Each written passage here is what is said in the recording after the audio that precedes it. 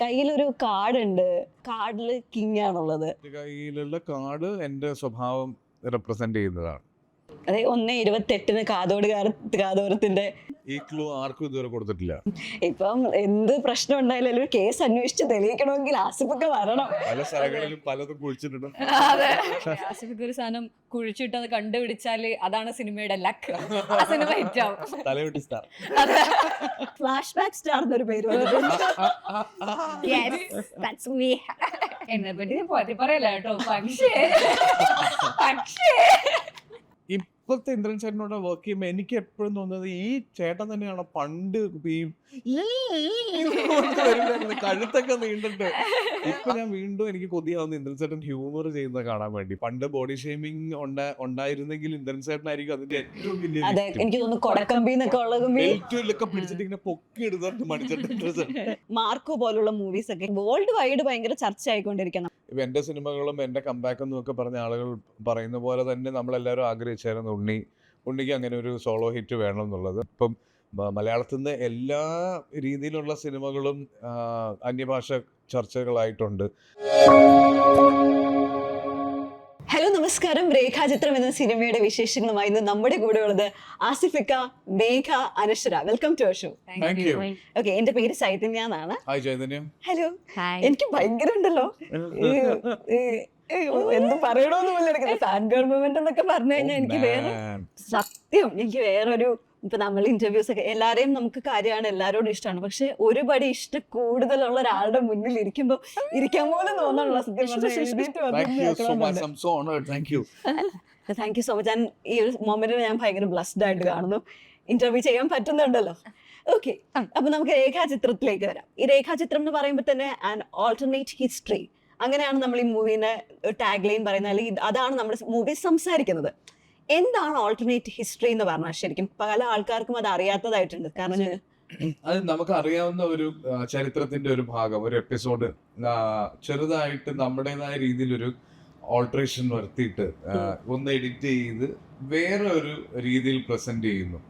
നമ്മൾ കണ്ടിട്ടുള്ളതിൽ നിന്ന് വ്യത്യസ്തമായിട്ട് ഇങ്ങനെ സംഭവിച്ചാൽ അത് എങ്ങനെയായിരിക്കും എന്നുള്ള നമ്മുടെ വേർഷനാണ് കാണിക്കുന്നത്. ഇപ്പൊ ഈ സിനിമയെ സംബന്ധിച്ചിടത്തോളം ഒരു ഇൻവെസ്റ്റിഗേഷൻ ആരംഭിക്കുന്നതും ആ ഇൻവെസ്റ്റിഗേഷന്റെ ഭാഗമായിട്ട് പണ്ട് നടന്ന ഒരു വെൽ എസ്റ്റാബ്ലിഷ്ഡ് ആയിട്ടുള്ള ഒരു ഹിസ്റ്ററിയുടെ ഒരു പെർട്ടിക്കുലർ എപ്പിസോഡിലേക്ക് എത്തുന്നു. ആ എപ്പിസോഡിൽ നിന്ന് ഇതിന്റെ കാര്യങ്ങൾ തിരിച്ചറിയാൻ ശ്രമിക്കുന്നതും ഒക്കെ ആയിട്ടുള്ളതാണ്. ഓക്കെ, അങ്ങനെ കുറെ കാര്യങ്ങൾ സംസാരിക്കുന്ന സിനിമയാണ്. ഇപ്പം കുറെ നാളായിട്ട് ആസിഫക്കയുടെ ഒരു പടം ഭയങ്കരമായി തിയേറ്ററിൽ അത് ഹിറ്റ് അടിച്ചപ്പോ ആസിഫക്കയുടെ കണ്ണ് നിറഞ്ഞ കണ്ടപ്പോൾ ഫാൻസ് എന്നുള്ള നിലയിൽ നമ്മൾ എല്ലാവരും അത്രയും സെലിബ്രേറ്റ് ചെയ്യുന്നതാണ്. അപ്പൊ അടുത്ത ഒരു വലിയ ഒരു ഹിറ്റാണ് നമുക്ക് കിട്ടാൻ പോകുന്നത് രേഖാചിത്രത്തിലൂടെ എന്നാണ് എല്ലാവരും എക്സ്പെക്ടേഷൻ വെക്കുന്നത്. ആ ഒരു എക്സ്പെക്ടേഷനിൽ ചേട്ടൻ എങ്ങനെ കാണുന്നത്? എക്സ്പെക്ടേഷൻസ് കൂടുന്നത് എനിക്ക് ആക്ച്വലി ടെൻഷനുള്ള കാര്യമാണ്. കാര്യം ഇപ്പൊ തലവൻ ഇറങ്ങുന്ന സമയത്ത് ഒരു വലിയ പ്രതീക്ഷയൊന്നും ഇല്ലായിരുന്നു ആർക്കും. അതിനു മുന്നേ വന്ന സിനിമകളൊന്നും അങ്ങനെ ഭയങ്കരമായി ഒരു തിയേറ്റർ എക്സ്പീരിയൻസ് കൊടുക്കാനൊന്നും പറ്റിയ സിനിമകളായിരുന്നില്ല. അപ്പൊ അതിനുശേഷം ഒരു എന്താ പറയുക, ഒരു പോസിറ്റീവ് അഭിപ്രായങ്ങൾ വന്നു തുടങ്ങിയപ്പോൾ ആളുകൾക്ക് ഒരു പ്രതീക്ഷ വന്നു. അത് ആ സിനിമയെ ഭയങ്കരമായിട്ട് സഹായിച്ചു. എഗെയിൻ അതിന്റെ കണ്ടിന്യൂഷൻ വന്ന സിനിമകളും അവസാനം ഇറങ്ങിയ കിഷ്കിന്ധകാണ്ഡം വരെയുള്ള സിനിമകൾ ആളുകൾക്ക് ഭയങ്കര എക്സൈറ്റ്മെന്റ് കൊടുക്കാൻ പറ്റി. അപ്പോൾ ഓരോ സിനിമ കഴിയും തോറും നന്നായി വരുന്ന വീണ്ടും വീണ്ടും നല്ല സിനിമകൾ വരുന്നു എന്ന് പറയുമ്പോൾ ഓട്ടോമാറ്റിക്കലി എക്സ്പെക്ടേഷൻസ് കൂടും. പിന്നെ രേഖാചിത്രത്തിനെ പറ്റി പറയുമ്പോൾ ഇതൊരു ഭയങ്കര ക്രൈം ത്രില്ലർ ആണെന്നോ ഭയങ്കര ഇൻവെസ്റ്റിഗേഷൻ ത്രില്ലർ ആണെന്നും ഒക്കെ ഉള്ള രീതിയിൽ ഇപ്പം നമ്മൾ ഈ സിനിമയുടെ ആദ്യത്തെ അനൗൺസ്മെന്റ് മുതൽ ഭയങ്കരമായിട്ട് സംസാരങ്ങൾ ഉണ്ടാവുന്നുണ്ട്, ഓൺലൈൻ ഡിസ്കഷൻസ് ഉണ്ടാവുന്നുണ്ട്. ഈ ഓൾട്ടർനേറ്റ് ഹിസ്റ്ററി എന്ന് പറയുന്ന ഒരു ജോണറിൽ അധികം സിനിമകൾ വരാത്തത് കൊണ്ട് തന്നെ ഒരു ക്യൂരിയോസിറ്റി ആളുകൾക്ക് ഉണ്ടാവുന്നുണ്ട്. അപ്പൊ ഭയങ്കരമായ പ്രതീക്ഷകളിൽ വരുന്ന സിനിമകൾക്ക് എപ്പോഴും മലയാളികളെ സാറ്റിസ്ഫൈ ചെയ്യാൻ പറ്റുന്നുണ്ടോ എന്നുള്ളൊരു ചോദ്യം ഇതിന്റെ ഇടയിൽ കൂടെ പല ഡിസ്കഷൻസും വരുന്നുണ്ട്. അപ്പൊ അതൊക്കെ കാണുമ്പോൾ നല്ല സിനിമയായി ആണെങ്കിൽ പോലും നമ്മൾ പ്രേക്ഷകർ വിചാരിക്കുന്ന ഒരു അത്രയും ഹൈറ്റ്സിലേക്ക് സിനിമയ്ക്ക് പോകാൻ പറ്റുമോ എന്നൊക്കെ ഉള്ളൊരു പേടിയുണ്ട്. എന്നാലും ഞങ്ങൾ ചെയ്ത സിനിമയിലുള്ള ഒരു കോൺഫിഡൻസ് ഉണ്ട്. Yes, let's hope for the best. അതെ. അനശ്വര ഇങ്ങനെ എന്താ ഓരോ സിനിമകൾ കഴിയും തോറും സുന്ദരി ആയിക്കൊണ്ടേ ഇരിക്കുന്നു എന്നുള്ളൊരു കമന്റ് ഉണ്ട് കേട്ടോ. എല്ലാരും പൊതുവെ പറയുന്നുണ്ട് ഈ ഓരോ സിനിമ കഴിയുമ്പോൾ കൊച്ചിന്റെ ഭംഗി എന്താ ഇത്ര കൂടി കൂടി കൂടി വരുന്നേന്ന്. അതുപോലെ ഈ ഞാൻ കോംപ്ലിമെന്റ് ആയിട്ട് ഫസ്റ്റ് പറഞ്ഞിട്ട് നമുക്ക് രേഖാചിത്രത്തിലേക്ക് പോകാൻ ഒന്ന് നന്നായിട്ട് ഓക്കെ. നമ്മുടെ ഈ ഒരു മൂവി ഇപ്പോ രേഖാചിത്രത്തില് ഒരു ഒരു ഒരു ഒരു കന്യാസ്ത്രീയുടെ ഇതാണ് നമ്മൾ എല്ലായിടത്തും കാണുന്നത്. അതിൽ പുണ്യാളൻ ഈയിടയ്ക്ക് അതിന്റെ വന്നപ്പം അവിടെയും പള്ളിക്കകത്ത് അകപ്പെട്ടു പോയിട്ടുണ്ട്. ഈ പള്ളിയും ഇതൊക്കെയാണോ 2010 2025 തുടങ്ങുമ്പോ ഗുരുവായൂർ അമ്പലം നടയിലായിരുന്നു. ഞാൻ അമ്പലത്തിലായിരുന്നു. അമ്പലത്തിൽ നിന്ന് നേരെ പള്ളിയിലേക്ക്. ഇതില് രേഖാചിത്രത്തിൽ ഒരിക്കലും ഒരു കന്യാസ്ത്രീ വേഷമല്ല. ഞാൻ ചെയ്യുന്നൊരു ഈ കഥാപാത്രത്തിന്റെ ഒരു ഭാഗമാണ് ഈ കന്യാസ്ത്രീ വേഷം. അതിൽ ഞാൻ കന്യാസ്ത്രീ ആയിട്ടല്ല പടത്തിൽ എന്നും പറയാൻ പറ്റില്ല. പക്ഷെ ഭയങ്കര ഹോപ്പ്ഫുൾ ആയിട്ടുള്ള ഒരു പെൺകുട്ടിയാണ്. ഒരു ആഗ്രഹം നേടണം എന്നുള്ള ഒരു പെൺകുട്ടിയാണ് ഇതിനകത്തുള്ളത്. പുണ്യാളില് അത് വേറെ പള്ളിക്കകത്ത് പെട്ടുപോകുന്ന ഒരു പെൺകുട്ടിയാണ്. പള്ളിയിലേക്ക് എത്തിയ കഥ അങ്ങനെയാണല്ലേ. എനിക്ക് ശരിക്കും നമ്മുടെ ട്രെയിലർ കണ്ടപ്പോ എനിക്ക് തോന്നിയത് ഭയങ്കര ഒരു ആക്ടിങ് എക്സ്പെർട്ട് ആയിട്ടുള്ള ഒരാള് എന്നുള്ള രീതിയിലാണ് എനിക്ക് ഡീകോഡ് ചെയ്യാൻ പറ്റിയത്. അപ്പൊ ഞാൻ അതാണ് ചോദിച്ചത്, ആക്ട്രസ് ആണോ അങ്ങനെ. പലതരത്തിലും ആൾക്കാർ ഇതിനെ ഡീകോഡ് ചെയ്യുന്നുണ്ട്. അത് വായിക്കുമ്പോഴേക്കും സന്തോഷം. പക്ഷെ ഇത് വേറൊരു രീതിയിൽ ട്രീറ്റ് ചെയ്തേക്കുന്ന ഒരു സിനിമയാണ്. ഇതിലത്തെ ഒരു മെയിൻ ഹീറോ എന്നൊക്കെ പറയുന്നതിന്റെ സ്ക്രിപ്റ്റ് ആണ്, ഇതിന്റെ സ്റ്റോറി ലൈൻ ആണ്. അപ്പോ അതിനകത്ത് അങ്ങനെ പറയാൻ പറ്റില്ല. എന്തെങ്കിലും നമ്മൾ പറഞ്ഞു പോയാൽ സ്പോയിലർ ആയാലും എക്സ്പീരിയൻസിനെ ബാധിക്കും. ഭയങ്കര ട്വിസ്റ്റ് ഒന്നും ഉണ്ടായിട്ടല്ല, ട്വിസ്റ്റോ സസ്പെൻസോ ഉണ്ടായിട്ടല്ല. ബട്ട് മേ ബി ഇതൊരു ഫ്രഷ് സബ്ജക്റ്റ് ആണ്. ആൾക്കാർക്ക് ഒരു ഫ്രഷ്നെസ് തോന്നും സിനിമ കാണുമ്പോൾ. അത് നമ്മളായിട്ട് അത് അവരുടെ ഫ്രഷ്നെസ്സിനെ സ്പോയിൽ ചെയ്യണ്ടെന്ന് വെച്ചിട്ടാണ്. ഓക്കെ, മേഘ എങ്ങനെയാണ് രേഖാചിത്രത്തിലേക്ക് എത്തുന്നത്? എൻ്റെ അടുത്ത് ശിവചേട്ടൻ ഇതിന്റെ പ്രൊഡക്ഷൻ കൺട്രോളർ ശിവചേട്ടനെ വിളിച്ച് എൻ്റെ ഇതിന്റെ സ്ക്രിപ്റ്റായിട്ട് ജോൺ എൻ്റെ അടുത്ത് കഥ പറഞ്ഞു. എന്തെങ്കിലും കഥ പറഞ്ഞപ്പോൾ തന്നെ എനിക്ക് കഥ ഒരുപാട് ഇഷ്ടമായി. എന്തെങ്കിലും അങ്ങനെ കേട്ടപ്പോൾ തന്നെ I was like I am doing this. ഇതിലെ ക്യാരക്ടർ എങ്ങനെയാണ്? ഇതിലെ ക്യാരക്ടറിൽ നല്ലൊരു ക്യാരക്ടറാണ് ഞാൻ ചെയ്തിരിക്കുന്നത്. നല്ലൊരു ക്യാരക്ടർ അത് ചെയ്തിരിക്കുന്നത് നല്ലൊരു ക്യാരക്ടറാണ്. എൻ്റെ എനിക്ക് ആക്ച്വലി ഒരുപാട് ഇഷ്ടമായ ഒരു ക്യാരക്ടറും കൂടിയാണ്. കുറച്ചധികം ചെയ്യാനുണ്ടായിരുന്നു, കുറച്ചധികം പെർഫോം ചെയ്യാനുണ്ടായിരുന്നു. കുറെ പണിപ്പെട്ടിട്ടുണ്ടെന്ന് തോന്നുന്നു. എനിക്ക് തോന്നുന്നു ഈ പടം ഇറങ്ങി കഴിയുമ്പോ പല ആൾക്കാരുടെ ക്യാരക്ടേഴ്സും എനിക്കൊന്ന് ഓരോന്ന് പിക്ക് ചെയ്ത് സംസാരിക്കാൻ ചാൻസ് ഉണ്ടെന്ന് തോന്നുന്നു. തീർച്ചയായിട്ടും. ബിക്കോസ് ഇതിന്റെ കുറെ വർക്ക് ആക്ച്വലി എല്ലാ ക്യാരക്ടേഴ്സിന്റെയും എല്ലാ ആക്ടേഴ്സിന്റെയും ഓൾമോസ്റ്റ് 70 അടുത്ത് ആക്ടേഴ്സ് ഇതിനകത്ത് ഉണ്ട് ഓൾമോസ്റ്റ്. അപ്പൊ അത്രയും എന്താ പറയാ, ദ മാക്സിമം ഓഫ് ആക്ടേഴ്സ് അത്രയ്ക്ക് അതിനകത്ത് ഉണ്ട്. അപ്പൊ എന്തെങ്കിലും പറഞ്ഞ പോലെ ഒബ്വിയസ്ലി എല്ലാവരുടെയും ക്യാരക്ടറിനെ പറ്റി എന്തായാലും there will be a talk.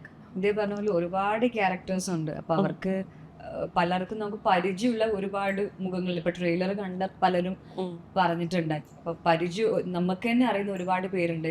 അവരുടെ മക്കൾ അഭിനയിച്ചിട്ടുണ്ട് അവരായിട്ട്. കുറെ പേരുടെ ലുക്ക് അലൈക്ക് നോക്കിയിട്ട് പോകുന്നൊരു സിറ്റുവേഷൻ ഉണ്ടായിട്ടുണ്ട്. അപ്പോൾ ഈ പറഞ്ഞ പോലെ തന്നെ സിനിമ ഇറങ്ങുന്ന സമയത്ത് എല്ലാവരുടെയും നല്ല കഥാപാത്രങ്ങൾ കേട്ടോ. എല്ലാവർക്കും ഒരു കുഞ്ഞു കുഞ്ഞു റോളിൽ വരുന്നവർക്ക് പോലും ഭയങ്കര ഇമ്പോർട്ടൻ്റ് ആയിട്ട് പെർഫോം ചെയ്യാനുള്ള നല്ല കഥാപാത്രങ്ങളാണ് ഓരോ കുഞ്ഞു കുഞ്ഞു കുഞ്ഞു ആൾക്കാരും ഉള്ളത്. സിനിമ ഇറങ്ങി കഴിയുമ്പോൾ എല്ലാരെ പറ്റിയിട്ടും സംസാരിക്കും. തീർച്ചയായിട്ടും. ഇതിന്റെ കാസ്റ്റിംഗ് അപ്പൊ കുറെ പണിപ്പെട്ടിട്ടുണ്ടായിരിക്കുമല്ലോ. ഇതിന്റെ പ്രീ പ്രൊഡക്ഷൻ ആണ് ഏറ്റവും കൂടുതൽ സമയം എടുത്തിരിക്കുന്നത്. കാര്യം ഈ പറഞ്ഞ പോലെ ഇതിന്റെ ഈ ഹിസ്റ്ററിയുടെ ഭാഗമായിട്ടുള്ള എപ്പിസോഡ് ഉണ്ടല്ലോ, അത് നമ്മൾ ക്രിയേറ്റ് ചെയ്യാൻ എടുത്തൊരു സമയം, അത് റീക്രിയേറ്റ് ചെയ്യാനുള്ള ഓപ്ഷൻസിനെ പറ്റിയിട്ടുള്ള കാര്യങ്ങളും ഇതിന്റെ ക്ലറിക്കലായിട്ടുള്ള കാര്യങ്ങളും ഒക്കെ ഒത്തിരി സമയം എടുത്തിട്ടുണ്ട്. പിന്നെ ഈ കാസ്റ്റിംഗ് ഭയങ്കര എന്താ പറയാ, ഭയങ്കര ക്രൂഷ്യൽ ആയിരുന്നു. ഈ മനോജ് ചേട്ടൻ മുതൽ ഇന്ദ്രൻ ചേട്ടൻ വരെയുള്ള ആളുകൾക്ക് ഭയങ്കര രസമുള്ളൊരു സ്ക്രീൻ സ്പേസ് ഉണ്ട്. അപ്പൊ അതൊക്കെ എനിക്ക് തോന്നുന്നു മനോജ് ചേട്ടനും ഒക്കെ ഇങ്ങനത്തെ ഒരു ക്യാരക്ടർ ചെയ്തിട്ട് ഒരുപാട് നാളായിട്ടുണ്ട്. അങ്ങനെ ഒരു ലുക്കിൽ മനോജ് ചേട്ടനെ കണ്ടിട്ടേ ഇല്ല. ഞാനും മനോജ് ചേട്ടനുമായിട്ട് സിനിമയിൽ വന്ന സമയം മുതലുള്ള പരിചയമുണ്ട്. പക്ഷെ ഞങ്ങൾ ഒരുമിച്ച് ആദ്യമായിട്ടാണ് ഒരു സിനിമയിൽ അഭിനയിക്കുന്നത്. അത് ജോഫിൻ പറയുമ്പോഴാണ് ഞങ്ങൾ രണ്ടുപേരും ശ്രദ്ധിക്കുന്നത് തന്നെ. ഞങ്ങളുടെ വിചാരം ഞങ്ങൾ എത്രയോ സിനിമയിലൊക്കെ അഭിനയിച്ചു വന്നിട്ടുണ്ട്. പോയിട്ടുണ്ടെന്നല്ലേ. ഓക്കെ, ഈ ഒരു പോസ്റ്ററില് കയ്യിലൊരു കാർഡ് ഉണ്ട് ആൻഡ് അപ്പുറത്തെ ഒരു ഫിലിം ഉണ്ട്. ആ കാർഡില് കിങ് ആണുള്ളത്. എന്തെങ്കിലും സിംബലൈസ് ചെയ്യുന്ന ഒരു ഇമ്പോർട്ടന്റ് അല്ലെങ്കിൽ ഭയങ്കര ക്രൂഷ്യൽ ആയിട്ടുള്ള ഒരു സീനാണോ അത്? ഞാൻ അന്വേഷിക്കുന്ന കേസിനെ റിലേറ്റ് ചെയ്തിട്ടുള്ളതാണ് ലെഫ്റ്റ് കൈയിലുള്ള ഫിലിം. റൈറ്റ് കൈയിലുള്ള കാർഡ് എന്റെ സ്വഭാവം റെപ്രസെന്റ് ചെയ്യുന്നതാണ്. ഓക്കെ, എന്ത് സ്വഭാവം? ആർക്കും ഇതുവരെ കൊടുത്തിട്ടില്ല. Exclusively for you. King always A king എന്നുള്ള രീതിയിലായിരിക്കും. ക്യാരക്ടറിന്റെ ഒരു സ്വഭാവം പറഞ്ഞതുകൊണ്ട് ചോദിക്കുകയാണ്. അപ്പൊ ഇതിനകത്ത് മറ്റേ ഭയങ്കര ഷോർട്ട് ടെമ്പേർഡ് ആയിട്ട് ഭയങ്കര എന്നൊക്കെ പറഞ്ഞിട്ട് ചെയ്യുന്നത് പോലെ തോന്നി. മറ്റേ സാചരനെയൊക്കെ അടിക്കുന്ന ഒരു സീനില്ലേ ചോദിക്കുമ്പോ തന്നെ, അങ്ങനെ ഭയങ്കര ഒരു ആങ്കർ കൺട്രോൾ ചെയ്യാൻ പറ്റാത്ത ഒരാളാണോ? അല്ല, ഇതില് അങ്ങനെ ഒരു സൂപ്പർ നാച്ചുറൽ ഒരു ഹീറോയിക് ആയിട്ടുള്ള ഭയങ്കര ഫീച്ചേഴ്സ് ഒന്നും ഉള്ള ഒരു പോലീസുകാരനല്ല. ഒരു വളരെ സാധാരണക്കാരനാണ്. പക്ഷെ ഈ പെർട്ടിക്കുലർ കേസിനോട് ഇദ്ദേഹത്തിന് തോന്നുന്ന ഒരു അറ്റാച്ച്മെന്റ് ആണ് ഈ ഇങ്ങനെ ഒരു എപ്പിസോഡ് തന്നെ ഓപ്പൺ ചെയ്തിട്ട് വരുന്നത്. അപ്പൊ അത് ഭയങ്കര പാഷനേറ്റ് ആയിട്ട് ഇയാൾ ഈ കേസിന്റെ പുറകെ പോകുന്നുണ്ട്. എല്ലാ ത്രില്ലർ സിനിമകളിലും ഉള്ളതാണ്. പക്ഷെ അതിന്റെ ഡിഫറൻസ് എന്താണെന്ന് ചോദിച്ചാൽ എനിക്കും പറയാൻ അറിയില്ല. ഇപ്പം എന്ത് പ്രശ്നം ഉണ്ടായാലും ഒരു കേസ് അന്വേഷിച്ച് തെളിയിക്കണമെങ്കിൽ ആസിഫൊക്കെ വരണം. അത് ശ്രദ്ധിച്ചിട്ടുണ്ടല്ലേ? മൊത്തത്തിൽ ഒരു കേസ് അന്വേഷിച്ച് പലതും കുഴിച്ചിട്ടുണ്ട്. കുഴിച്ചിട്ട സാധനങ്ങളെല്ലാം കണ്ടുപിടിക്കണം. ഇന്റർവ്യൂല് പറയണ്ടേ, ആസിഫിക്ക് ഒരു സാധനം കുഴിച്ചിട്ട് അത് കണ്ടുപിടിച്ചാല് അതാണ് സിനിമയുടെ ലക്ക്. സിനിമ ഹിറ്റ് ആവും. ഇതിലും കുഴിച്ചിട്ട് എന്തെങ്കിലും കണ്ടുപിടിക്കായിരിക്കും. ഒരു തലയോട്ടി ഇങ്ങനെ ട്രെയിലറിലുണ്ടല്ലോ തലയോട്ടി വരുന്നുണ്ട്. അപ്പൊ ഇത് ഹിറ്റാണ്. ഇത് ഹിറ്റാണ്. ഓ, എന്താല്ലേ തലയോട്ടി സ്റ്റാർ. തലയോട്ടി സ്റ്റാർ, അത് കൊള്ളാം കേട്ടോ. അതേപോലെ ഞാൻ വേറെ ഒരു സ്റ്റാറിന്റെ ആയിരുന്നു, ഫ്ലാഷ് ബാക്ക് സ്റ്റാർ എന്നൊരു പേര്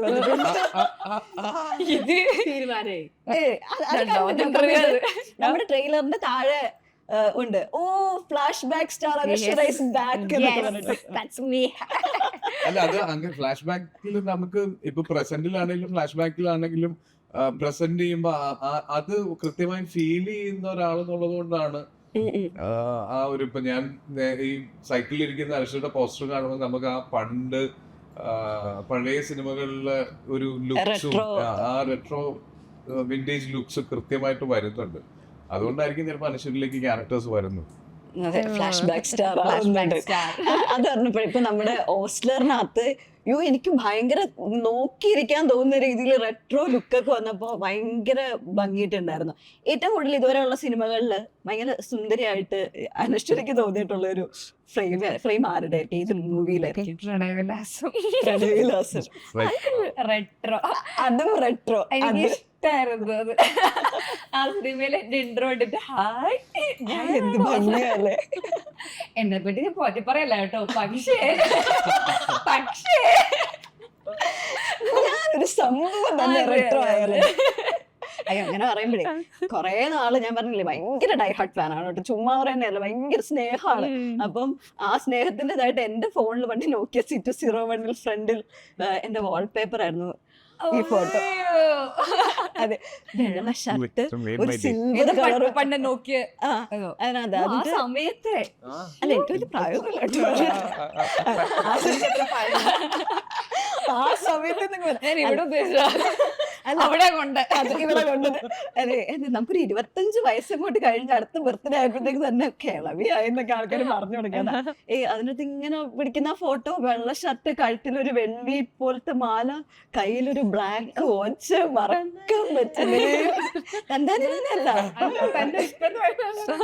അല്ല. അയ്യോ, അപ്പം ഞാൻ എന്താ പെട്ടെന്ന് ഇവിടെ പറഞ്ഞപ്പോഴേ ലുക്ക് പറഞ്ഞപ്പോ ഞാൻ പെട്ടെന്ന് റെട്രോ ലുക്കിൽ പറഞ്ഞപ്പോഴത്തേക്ക് ഞാൻ പെട്ടെന്ന് ആസിഫിക്കയുടെ അതിലേക്ക് ആ പടത്തിനെ പറ്റിയിട്ട് കുറെ ആൾക്കാർ പറഞ്ഞു. എനിക്ക് റീസെന്റ് ആരോ ഒരു ബില്ലിനകത്ത് ആ പടം വരച്ചു.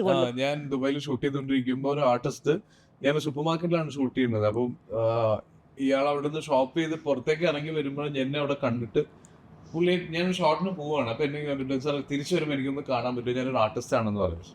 ഞാൻ ആ ഷോട്ട് കഴിഞ്ഞ് ഞാൻ അവിടെ ഇരിക്കുമ്പോൾ മൂപ്പർ ഇങ്ങനെ കൈ കാണിച്ചപ്പോൾ ഞാൻ വരാൻ പറയുമ്പോൾ ഇദ്ദേഹം വീട്ടിലേക്ക് സാധനം മേടിച്ച ബില്ലില് എന്റെ ഒരു ഫോട്ടോ അവിടെ നിന്നിട്ട് അയാൾ വരച്ചത്. അത് പക്ഷെ ഭയങ്കര നമുക്കൊരു ആയിപ്പോയി കറക്റ്റ് ഷേപ്പില്. ഫോട്ടോ അത്ര പെർഫെക്ഷൻ നല്ല രസമുണ്ടായിരുന്നു. പണ്ടത്തെ നമ്മുടെ നോട്ട്ബുക്കിലൊക്കെ ഉണ്ടാവും സ്കൂളിൽ പഠിക്കുമ്പോ വാങ്ങാൻ നോട്ട്ബുക്കിലൊക്കെ നെയിം സ്ലിപ്പില് എനിക്ക് വയ്യ. അയ്യോ നമുക്ക് നമ്മുടെ രേഖാചിത്രത്തിലേക്ക് പിന്നെയും നമ്മൾ തിരിച്ചു വരുമ്പോൾ എനിക്ക് ഇന്ദ്രൻ ചേട്ടന്റെ ക്യാരക്ടർ എനിക്ക് അത് ചെറിയൊരു ബിറ്റ് അതിനകത്ത് ഒരു ഡയലോഗ് പറയുന്നുണ്ട് അദ്ദേഹം. അതായത് എനിക്കിട്ട് പണി തന്ന ആൾക്കാരെ ആരെയും ഞാൻ മറക്കില്ല എന്നൊരു സാധനം പറയുന്നുണ്ട്. എന്തോ പറയാൻ കുറെ ബാക്കി വെച്ചേക്കുന്ന ഒരു ക്യാരക്ടറിനെ പോലെ തോന്നി. ഇന്ദ്രൻ ചേട്ടന്റെ കൂടെ വർക്ക് ചെയ്യുന്ന ഒരു എക്സ്പീരിയൻസ് എങ്ങനെ ഉണ്ടായിരുന്നു? ഇന്ദ്രൻ ചേട്ടനോട് വർക്ക് ചെയ്യുമ്പോൾ നമുക്ക് ഇപ്പത്തെ ഇന്ദ്രൻ ചേട്ടനോട് വർക്ക് ചെയ്യുമ്പോൾ എനിക്ക് എപ്പോഴും തോന്നുന്നത് ഈ ചേട്ടൻ തന്നെയാണ് പണ്ട് കഴുത്തൊക്കെ നീണ്ടിട്ട് അത് ഇദ്ദേഹം തന്നെ ആണോ എന്ന് നമുക്ക് തോന്നിപ്പോകും. ഒരു ആർട്ടിസ്റ്റ് എന്നുള്ള രീതിയിൽ അദ്ദേഹത്തിന്റെ ട്രാൻസ്ഫോർമേഷൻ ഭയങ്കര രസമുള്ളതാണ്. ഇപ്പം എന്തൊരു സട്ടിലായിട്ടും എന്തൊരു പവർഫുൾ ആയിട്ടുള്ള ഒരു പെർഫോമൻസ് ആണ് ഈ സിനിമയിൽ എന്നറിയോ. ഞങ്ങളൊക്കെ എല്ലാവരുമായിട്ടും അദ്ദേഹത്തിന് കോമ്പിനേഷൻ സീക്വൻസസ് ഉണ്ട്. അത് ചെയ്യുന്ന സമയത്തൊക്കെ പല സാധനങ്ങളും ഇയാൾ പറയുന്നത് കേൾക്കുമ്പോൾ ഭയങ്കര ഞാൻ ചിലപ്പോൾ അദ്ദേഹം ഒരുപാട് വർഷങ്ങളായിട്ട് സിനിമയുടെ പിന്നാമ്പുറത്ത് വർക്ക് ചെയ്തിട്ടുണ്ട്. അപ്പൊ അതൊക്കെ കൊണ്ടായിരിക്കാം അദ്ദേഹം സിനിമയെ പറ്റി പറയുമ്പോഴും ഇതിലൊരു ഡയലോഗ് ഉണ്ട്, സിനിമ ഓരോരുത്തർക്കും ഓരോന്ന് കാത്തു വെച്ചിട്ടുണ്ടെന്ന്. അതൊക്കെ ഭയങ്കര ജെനുവിൻ ആയിട്ട് നമുക്ക് ഫീൽ ചെയ്യും. എനിക്ക് നമ്മൾ ആരും ഇന്ദ്രൻ ചേട്ടനെ പറ്റി പറയേണ്ട ആവശ്യമില്ല, എങ്കിലും എൻ്റെ ഒരു പേഴ്സണൽ എക്സ്പീരിയൻസിൽ ഭയങ്കര ഇപ്പൊ ഞാൻ വീണ്ടും എനിക്ക് കൊതിയാവുന്ന ഇന്ദ്രൻ ചേട്ടൻ ഹ്യൂമർ ചെയ്യുന്നത് കാണാൻ വേണ്ടി. പഴയ പോലെ മറ്റേ പണ്ട് ബോഡി ഷേമിങ് ഉണ്ടായിരുന്നെങ്കിൽ ഇന്ദ്രൻ ചേട്ടനായിരിക്കും അതിന്റെ ഏറ്റവും വലിയ. അതെ, എനിക്ക് തോന്നുന്നു കൊടക്കമ്പി കുറെ സമയത്ത്. പക്ഷെ അതൊക്കെ ആൾക്കാർ ഇപ്പോഴും കാണുമ്പോ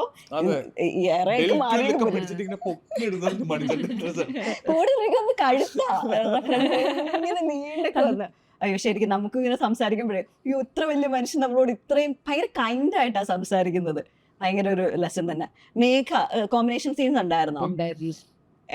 എന്റെ അത് രേഖാചിത്രം അതുകൊണ്ട് എനിക്ക് ഒത്തിരി സ്പെഷ്യൽ സിനിമയും കൂടെയാണ്. ബിക്കോസ് ഞാൻ സ്ക്രീനിൽ കണ്ട കുറെ ആക്ടേഴ്സിന്റെ കൂടെ എനിക്ക് വർക്ക് ചെയ്യാൻ പറ്റി.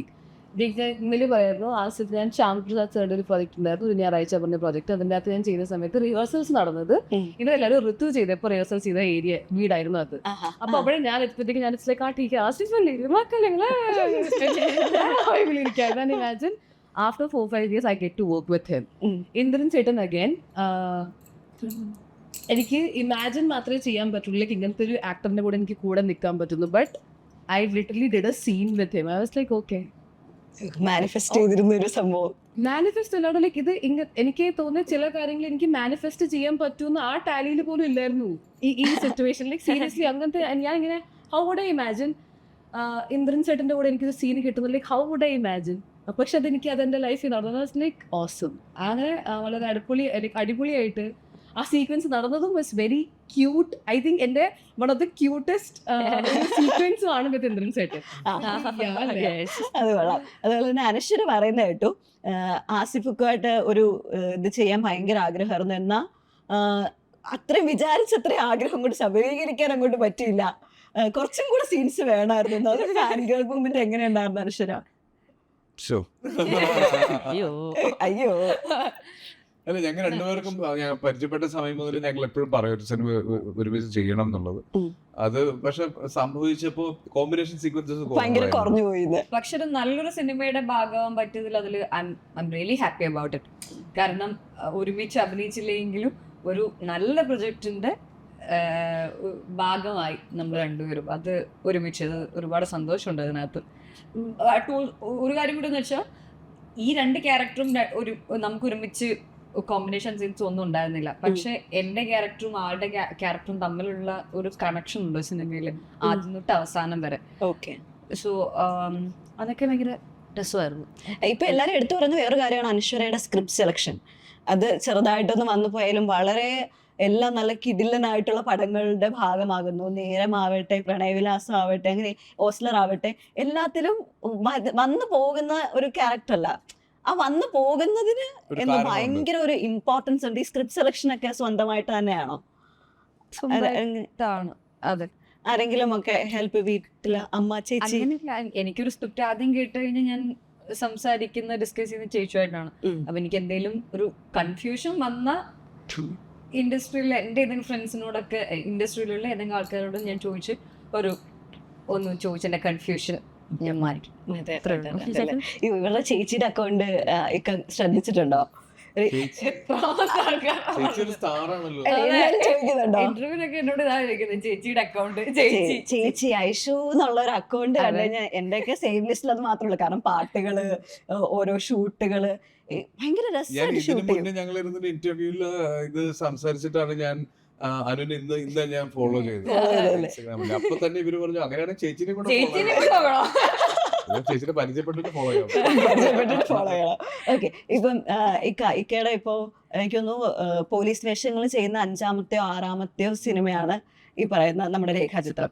ഈ കണ്ടിന്യൂസ് അല്ലെങ്കിൽ ഇങ്ങനെ പോലീസ് വേഷങ്ങൾ ചെയ്ത് ചെയ്ത് ചെയ്ത് എപ്പോഴെങ്കിലും ഒരു പോലീസുകാരനായിരുന്നെങ്കിൽ എന്നിങ്ങനെ തോന്നുന്നുണ്ട് റിയൽ ലൈഫിൽ? പണ്ട് നമ്മളെല്ലാം ചെറുപ്പമായിരിക്കുന്ന സമയത്ത് കള്ളനും പോലീസും കളിക്കുന്ന സമയത്ത് ആദ്യം ഒക്കെ നമുക്ക് പോലീസ് ആവാൻ തന്നെയാണല്ലോ ഇഷ്ടം. പിന്നെയാണ് നമ്മൾ കളറാവാൻ തീരുമാനിക്കുന്നത്. അപ്പൊ അങ്ങനെയുള്ളൊരു ആഗ്രഹമായിരുന്നു പോലീസുകാരനാവണം. ഈ റോഡിലൊക്കെ എന്തെങ്കിലും പോക്കൃത്തരം കാണിക്കുന്നവരെ പിടിച്ച് ഒരെണ്ണം കൊടുക്കണമെന്നൊക്കെ ഉള്ളത്. അപ്പൊ ഈ അതിന്റെ ഒരു യൂണിഫോമിന്റെ പിന്നെ റോഡിൽ പോക്കൃത്തരം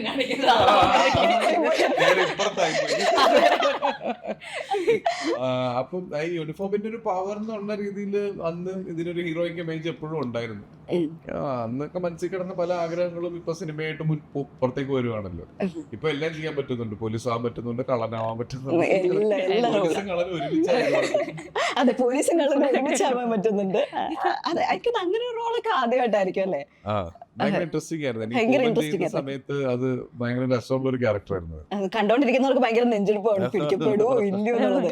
ഓക്കെ, അതുപോലെ തന്നെ ഈ സുരേഷ് ഗോപി എന്ന് പറഞ്ഞൊരു സ്റ്റാർ ഈ പോലീസ് വേഷം ഇട്ട് വരുമ്പോ ആൾക്കാര് ഭയങ്കരമായിട്ട് ഒരു ഭയങ്കര എന്താ നമുക്ക് പറഞ്ഞൊരു ഇൻസ്പയറിങ് അല്ലെങ്കിൽ രോമാഞ്ചം അതൊരു സംഭവം ഉണ്ടായിരുന്നു. ഇപ്പൊ കമന്റ് സെക്ഷൻ എടുത്ത് നോക്കിയാൽ നമ്മൾ ട്രെയിലർ കമന്റ്സ് ഒക്കെ വായിക്കാറുണ്ടോ നിങ്ങൾ? അപ്പൊ അതിനകത്തേക്ക് ഒരു യൂണിഫോം ഇട്ട് വന്നാലുണ്ടല്ലോ തീ തീ തീ തീ തീ. മാത്രം സെർച്ച് ചെയ്ത് ആസിഫലിയുടെ ഇല്ല, ഞാൻ എല്ലാവരും കാണാറുണ്ടോ? പക്ഷെ ഈ സുരേഷ് ഏട്ടനൊക്കെ ഇടുന്ന അത്രയും ഒരു എന്താ പറയാ ഒരു ഭയങ്കര കരിസ്മ ഞാൻ യൂണിഫോം ഇടുമ്പോ ഫീൽ ചെയ്യാറുണ്ടെന്ന് എനിക്ക് അതാണ് എനിക്ക് സംശയമല്ല. അത് കുറച്ചുകൂടെ ഭയങ്കര പഞ്ച് ഡയലോഗും ഭയങ്കര സ്റ്റൈലിഷ് പുല്ലേന്നൊക്കെ പറയുമ്പോൾ ഒരു സാധനം അതല്ല. മറ്റേ അപ്രോച്ചബിൾ പോലീസാണ്.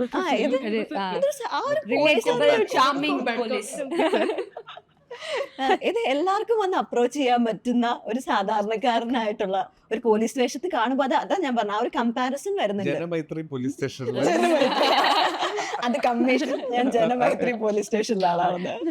ഓക്കെ, എന്തായാലും നമ്മുടെ രേഖാചിത്രം എന്നാണല്ലോ നമ്മുടെ മൂവിയുടെ പേര്. ചെറിയൊരു സെഷൻ ഞാൻ കുറച്ച് ചിത്രങ്ങൾ കാണിക്കാം. ആ ചിത്രങ്ങൾ ഡീകോഡ് ചെയ്തിട്ട് ഭയങ്കര ഈസി ഗെയിം നമ്മൾ എപ്പോഴും കളിക്കുന്ന അത് കണ്ടുപിടിച്ചിട്ട് ആ പാട്ട് ഏതാണെന്ന് പാട്ടാണ്. അപ്പൊ അങ്ങനെ അലക്കണ്ട, പിന്നെ ഇതൊരു മലയാള പാട്ടാ. ഒരു പാട്ടാണ്. പാട്ടായത് ചിരിയോ പോരട്ടെ.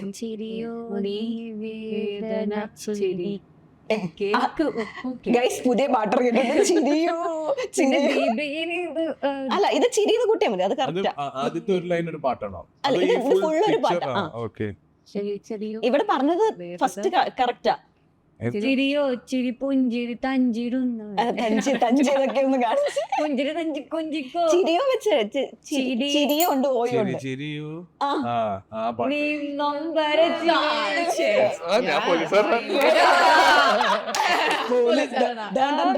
പോലീസുകാരൻ തന്നെ. നെക്സ്റ്റ് കാണുന്നില്ല. മസാല അതെന്താ? ചീസോ ബട്ടർ? ബട്ടർ ബട്ടറിന് എന്താ അല്ല, വെണ്ണ. വെണ്ണക്കല്ലിൽ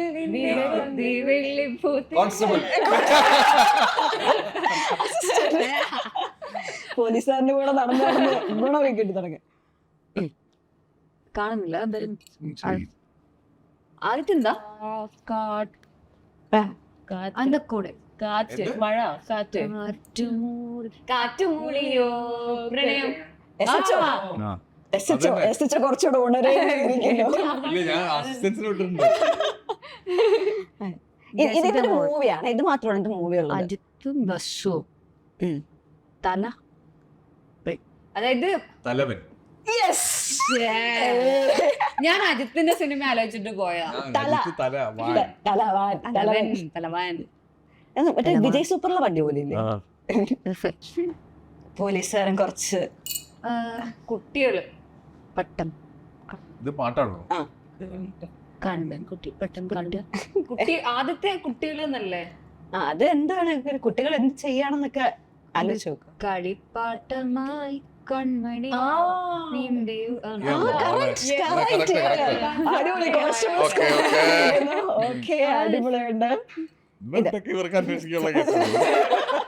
ചെയ്യുന്ന കേസുകളൊന്നും ഞാൻ അന്വേഷിക്കാറില്ല. ഡയമണ്ട് പാട് സർ ഹെൽപ്പ് കാണുന്നില്ല.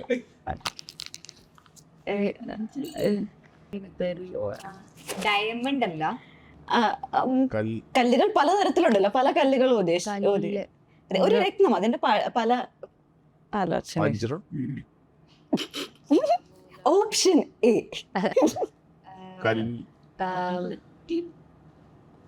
ഈ ലാസ്റ്റ് പിക്ചർ എന്താ ഉദ്ദേശിക്കുന്നത്? പള്ളിയാണോ? അത് തിരിച്ചു മനസ്സിലായി മനസ്സിലാവും. ഇതെന്താ? അതോ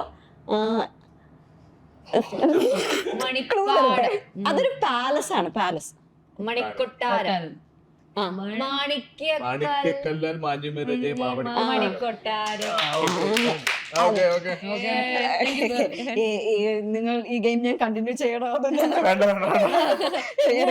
ഒരു ദിവസം 4 കേസ് കൂടുതൽ അന്വേഷിക്കാറില്ല ഞങ്ങൾ. ഇത്ര കേസ് തന്നെ ധാരാളം. ഓക്കെ ആസിഫിക്ക, ഇതിക്കേട് ഞാൻ ചോദിക്കുന്ന ഒരു കുറച്ച് കാര്യങ്ങള് അങ്ങനെയാണ് ഇങ്ങനെയാണെന്ന് അപ്പൊ ഞാൻ ചോദിക്കുന്ന റാപ്പിഡ് ഫയർ പോലെ അത് പറയാം. ഇതിപ്പം ഇക്കയുടെ ഒരു എക്സ്പീരിയൻസ്, ഇത്ര നാളത്തെ എക്സ്പീരിയൻസ് വെച്ചിട്ട് പറയേണ്ട ഒരു കാര്യമാണ്. ഏറ്റവും വില മതിക്കുന്നത് ഹാപ്പിനെസ്, ജീവിതത്തിൽ നിന്ന് ഒഴിവാക്കേണ്ടത്, ഓക്കെ, മറക്കാൻ പാടില്ലാത്തത്, വന്ന വഴി, അതെ കറക്റ്റ്, ചേർത്ത് പിടിക്കേണ്ടത്, സുഹൃത്തുക്കളെ, അകറ്റി നിർത്തേണ്ടത്, അങ്ങനെ നെഗറ്റീവ് തോട്ട്സ്, വിശ്വസിക്കാൻ പാടില്ലാത്തത്, ചുറ്റുമുള്ളവരെ, വിശ്വസിക്കാൻ പറ്റുന്നത്, ചുറ്റുമുള്ള അതും ചുറ്റുമുള്ളവരെ. ഓക്കെ, ഞാൻ അഭിപ്രായങ്ങള് ചേട്ടൻ ഇത്ര നാളത്തെ ഒരു സിനിമ കരിയറിൽ നിന്ന് ഏറ്റവും കൂടുതൽ കിട്ടിയൊരു വലിയ ലെസൺ എന്താ? അറിയില്ല, സന്തോഷത്തോടെ തന്നെയാണ്. നമുക്ക് വേറെ ഈ ആവശ്യമില്ലാത്ത ആലോചിച്ചുകൂടി നമ്മളായിട്ട് ഓക്കെ, മാർക്കോ പോലുള്ള മൂവീസ് ഒക്കെ ഹിറ്റ് ആയിരിക്കുന്നത്. മാർക്കോ കണ്ടോ എല്ലാരും? കണ്ടു. എങ്ങനെയുണ്ട് ഇങ്ങനെയുള്ള ഒരു വയലൻ? ഇപ്പൊ വേൾഡ് വൈഡ് ഭയങ്കര ചർച്ച ആയിക്കൊണ്ടിരിക്കുകയാണ്. നമ്മുടെ മലയാളം ഇൻഡസ്ട്രിയിൽ നിന്ന് ഉണ്ണിമുഖത്തിന് ഒരു പാൻ ഇന്ത്യൻ സ്റ്റാർ ആയിട്ട് വന്നുകൊണ്ടിരിക്കുന്നു. എങ്ങനെ കാണുന്നു ചേട്ടൻ അതൊരു ഫ്രണ്ട് എന്നുള്ളത്? ഭയങ്കര സന്തോഷം തോന്നി എനിക്ക്. കാര്യം എന്റെ സിനിമകളും എന്റെ കംബാക്ക് എന്നൊക്കെ പറഞ്ഞ ആളുകൾ പറയുന്ന പോലെ തന്നെ നമ്മളെല്ലാവരും ആഗ്രഹിച്ചായിരുന്നു ഉണ്ണിക്ക് അങ്ങനെ ഒരു സോളോ ഹിറ്റ് വേണം എന്നുള്ളത്. അപ്പൊ ഉണ്ണിയുടെ ഏറ്റവും സ്ട്രോങ്സ്റ്റ് ഏരിയയാണ് ആക്ഷൻ സീക്വൻസസ് ചെയ്യാനുള്ള ഉണ്ണിയുടെ ഒരു കഴിവ്. അപ്പൊ അത് ഉണ്ണി ശരിക്കും മാർക്കോ കണ്ടപ്പോൾ ഉണ്ണിയുടെ ഒരു സ്ക്രീൻ പ്രസൻസും സ്വാഗും ഒക്കെ ഭയങ്കര ഗംഭീരമായിട്ട് തന്നെ എനിക്ക് തോന്നി. അത് ഇപ്പം മലയാളത്തിൽ നിന്ന് എല്ലാ രീതിയിലുള്ള സിനിമകളും അന്യഭാഷ ചർച്ചകളായിട്ടുണ്ട്. അപ്പൊ എഗെയിൻ നമ്മൾ വീണ്ടും അവരുടെ എല്ലാം സ്ട്രോങ് ഏരിയ ആയിട്ടുള്ള ആക്ഷനും നമുക്ക് പറ്റും എന്ന് നമ്മൾ വീണ്ടും തെളിയിച്ചിരിക്കുന്നു. അപ്പൊ അവിടെ പല ഹിന്ദി നോർത്തിലെ പല സ്റ്റേറ്റ്സുകളിലും നമ്പർ ഓഫ് ഷോസ് കൂട്ടി ഗംഭീരമായ ഒരു അഭിപ്രായത്തിൽ അവിടെയും മാർക്ക് പോകുന്നു. സോ അടിപൊളി. അടുത്ത നമ്മുടെ രേഖാചിത്രം അതേപോലെ ഒരു വലിയ ചർച്ചയിലേക്ക് എത്തട്ടെ. ഇപ്പം ഇങ്ങനെയുള്ള ഇന്റർവ്യൂസ് ഒക്കെ പുറത്ത് നടക്കുന്നത് പലരുടെയും നമ്മൾ കാണുന്നുണ്ട്. ആസിഫിക്കയുടെ എല്ലാവരും വെയിറ്റ് ചെയ്യുന്നുണ്ട്. ഇത് പുറത്തെല്ലാരും വലിയ ഇന്റർവ്യൂസ് എടുക്കുമ്പോ ഇത്രയും ഹിറ്റുകൾ തന്ന് ആസിഫിക്ക നിൽക്കുമ്പോ കട ഒരു ഇന്റർവ്യൂ നമ്മളെല്ലാരും അങ്ങനെ വേറെ ഒരു ഭാഷയ്ക്ക് നമ്മൾ കൊടുക്കുന്ന ഒരു പ്രശ്നമില്ല.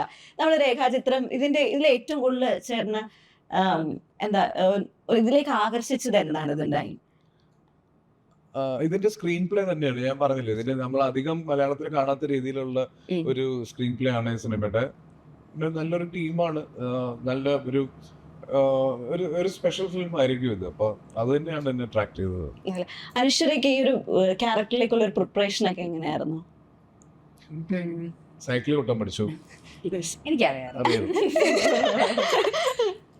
ഇതിന്റെ മെയിൻ പരിപാടി ഇപ്പൊ ട്രെയിലറിലൊക്കെ കണ്ടിട്ടുണ്ടോന്ന് എനിക്കറിയില്ല. കണ്ടിട്ടുണ്ട്. ഒരു ഫിലിം സെറ്റ് നമ്മൾ കാണുന്നുണ്ട്. അതെ അതെ. എനിക്ക് കഥ പറഞ്ഞപ്പോ ഷൂട്ട് കഴിഞ്ഞിട്ട് ഞാൻ ഈ ഫിലിം സെറ്റ് ഏത് ഫിലിമാണോ ആ ഫിലിം ഒന്ന് ഞാൻ പോയി കണ്ടു തുടങ്ങി കഴിഞ്ഞിട്ട്. അതായിരുന്നു എനിക്ക് ആ സിനിമ കണ്ട് അതിന് ശേഷം എനിക്ക് ആ സെറ്റ് വർക്ക് ഒക്കെ കാണുമ്പോൾ അത് ഭയങ്കര രസമായിട്ട് തോന്നി. ആ ഒരു നമ്മളെ വിറ്റ്നസ് ചെയ്യാത്ത, നമ്മൾ നേരിട്ട് കാണാത്ത, അല്ലെങ്കിൽ ഞാൻ ജയിച്ചിരുന്നിട്ടില്ലാത്ത ഒരു കാലഘട്ടത്തിലെ ഒരു സിനിമ ലോകം നേരിട്ട് കാണുക എന്നുള്ളത് എനിക്ക് ഭയങ്കര രസമായിട്ട് തോന്നി. 1/28 കാതോരത്തിന്റെ സെറ്റ് പോലെ തോന്നുന്ന ദേവദൂതർ പാടി എന്നുള്ള പാട്ടിന്റെ അതേപോലെ അതിനെ പറ്റിയിട്ട് തന്നെയല്ലേ സംസാരിച്ചത്? ജനുവരി 9 തീയതി ഓക്കെ. എന്തായാലും ഇതുവരെ എനിക്ക് തോന്നുന്നു നമ്മൾ വടക്കൻ വീരഗാഥയൊക്കെയാണ് ഓൾട്ടർനേറ്റീവ് ഹിസ്റ്ററി ഒക്കെ സംസാരിച്ചിട്ടുള്ള ഒരു പടം. അതിനുശേഷം ഇത്രയും ചർച്ചയാവാൻ പോകുന്ന അടുത്തൊരു ചർച്ചയാവാൻ പോകുന്ന സിനിമയായിരിക്കും. എനിക്ക് അന്ന് ആ സിനിമകൾ ആൾക്കാർ കാണുമ്പോൾ ഇതൊരു ഓൾട്ടർനേറ്റീവ് ഹിസ്റ്ററി ആണെന്നുള്ള രീതിയിൽ എടുത്തിട്ടുണ്ടാവില്ല അതിന്റെ ക്ലൈമാക്സ് ഒന്നും വരുമ്പോൾ. പക്ഷെ ഇത് കമന്റ് സെക്ഷനിലൊക്കെ കാണുന്ന പോലെ ഇതിൽ വേറെ എന്തോ കുറച്ച് സംഭവം ഉണ്ടെന്ന് തോന്നുന്നു. അങ്ങനെ ആൾക്കാരുടെ ഒരുപാട് എക്സ്പെക്ടേഷൻസ് ഉണ്ട്. നമുക്ക് അവസാനമായി നമ്മുടെ ഷോ വൈൻഡപ്പ് ചെയ്യുന്നതിന് മുമ്പ് പ്രേക്ഷകരോട് എന്താണ് അതിനെ പറ്റി പറയാനുള്ളത്? ഇതൊരു ഭയങ്കര പുതിയ സിനിമയായിരിക്കും എന്നൊന്നും പറയുന്നില്ല, എന്നാലും ഇതിന്റെ ഒരു കഥ പുതിയ രീതിയിലുള്ളതാണ്. പിന്നെ ഒരു ഭയങ്കര ത്രില്ലറോ ഭയങ്കര കേസ് അന്വേഷിച്ച് കണ്ടുപിടിച്ച് നിങ്ങളെല്ലാം ആകാംക്ഷയുടെ മുൾമുനയിൽ നിർത്തുന്നു എന്നൊന്നും പറയുന്ന രീതിയിലുള്ള ഒരു ഇൻവെസ്റ്റിഗേഷൻ ഒന്നുമല്ല. ഇതിന്റെ സംവിധായകൻ പറയാൻ ആഗ്രഹിക്കുന്നത് ഇതൊരു ഇൻവെസ്റ്റിഗേഷൻ ഡ്രാമ എന്ന കാറ്റഗറിയിലാണ്. ലെറ്റ്സ് സീ, തിയേറ്ററിൽ വരിക, ഒരു പുതിയ എക്സ്പീരിയൻസ് തരാൻ ഞങ്ങളെ കൊണ്ട് പറ്റുന്ന രീതിയിൽ ഞങ്ങൾ ശ്രമിച്ചിട്ടുണ്ട്. പിന്നെ ഈ പറയുന്ന എല്ലാ കഴിഞ്ഞ ഒരു 5-6 മാസമായി ഓൺലൈനിൽ മുഴുവൻ നടന്നുകൊണ്ടിരിക്കുന്ന എല്ലാ എന്താ പറയുക കോൺസ്പിറസികൾക്കുമുള്ള ഉത്തരം 9-ാം തീയതി തിയേറ്ററിൽ നിന്ന് ലഭിക്കുന്നതാണ്. സോ പിന്നെ സ്പോയിലേഴ്സ് പെട്ടെന്ന് നിങ്ങളുടെ അടുത്തേക്ക് എത്തുന്നതിന് മുന്നേ തിയേറ്ററിൽ തന്നെ വന്ന് സിനിമ കാണാൻ ശ്രമിക്കുക. Thank you so much.